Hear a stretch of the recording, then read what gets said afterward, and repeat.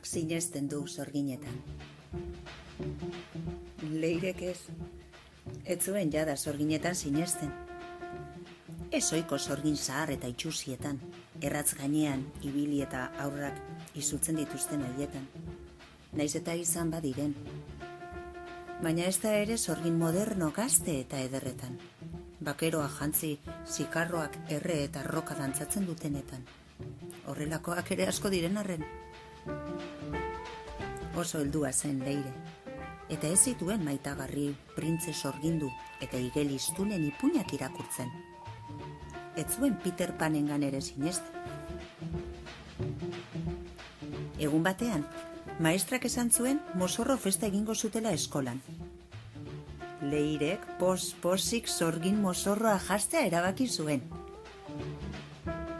Larun bateko festan oso kiro ona zegoen.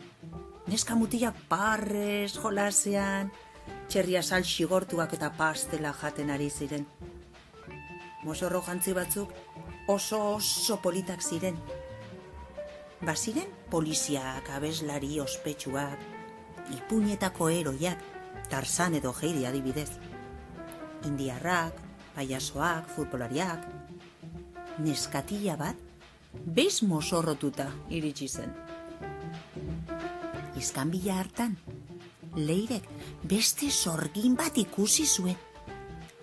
Ura ezin hobeto mozorrotuta zegoen. Simurtsua, atzazal luzeak zituen, letagin horiskak eta txano luzea. Benetakoa zirudien. Leirek atzetik hurbildu zitzaion. Hain ongi mozorrotua zeinote zen jakin nahi zuen, eta indarrez tira egin zion ile ordea kentzeko.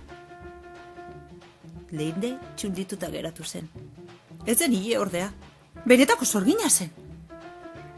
Sorginak maltzurki irribarre eginez, eta ahots zakarrez esan zion Leireri. Txepela alakoa! Damutuko zara zeure ergelkeriaz!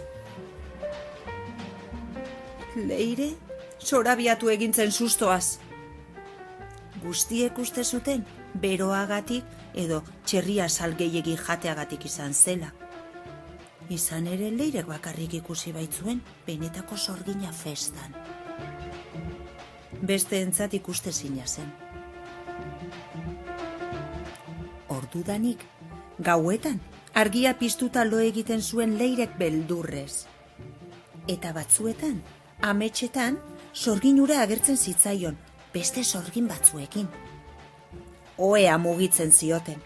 Argia itzali, belarritik ile bat sartu, eta beste 11 okerkeria. Gau batean, edabe, arre, esti eta apartxua edanarazi zioten sorginek.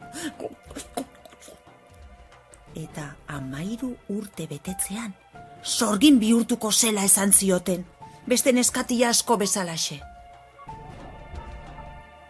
Aurrerantzean, Leirek sorginak ikusten zituen edonon. Maistra, liburuzaina, pipa saltzailea, metroko txartelzaina, denak iruditzen zitzaizkion sorginak. Txikitan sorginetan sinetsi gabeak. Leirek sorginkeria hartatik libratu nahi zuen. Eta ipuin asko irakurri zituen txikitan bezala. Bere irtenbidea ipuinetan zegoela ulertu baitzuen. Liburutegiko ipuin guztiak irakurtzen, hilabeteak eta hilabeteak eman ondoren, azkenean aurkitu zuen nahi zuena.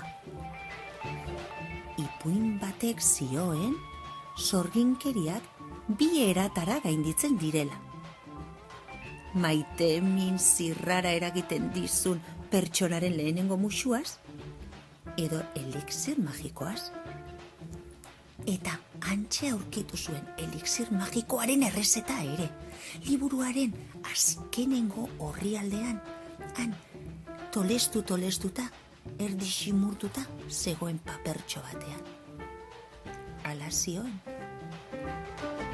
Nahaztu baso erdi bat euri ur, koiarakada bat olio, irusta, matxin saltoa largun baten hanka, berberetxoa, limoizukua, esne pitxin bat, beste ardo pixka bat, 3 korapiloko hilea, baratxuri hautsa, eta nahi adina azukre.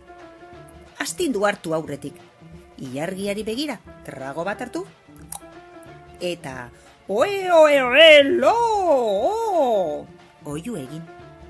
Gero, hortzak garbitu, eta gozoki bat jan. Leirek elixirra prestatu zuen. Edan eta hitz magikoak esan zituen. Gau hartan, berehala hartu zuen loak. Geroztik ez du amets gaiztorik izan, baina orain sinesten du sorginetan. Eta bada espada, maitemin zirrara eragingo dion pertsonaren bila ari da. 13 urte betetzean, elixirrak eraginik ez izatea gertatzen bazaio ere. Gainera orain Leirek, ipuin asko irakurtzen ditu berriro. Eta nor sinesten du orain sorginetan? Zuek sinesten dezue sorginetan? Egia bada, sakelan zar. Eta gezurra bada, kontuan ez al.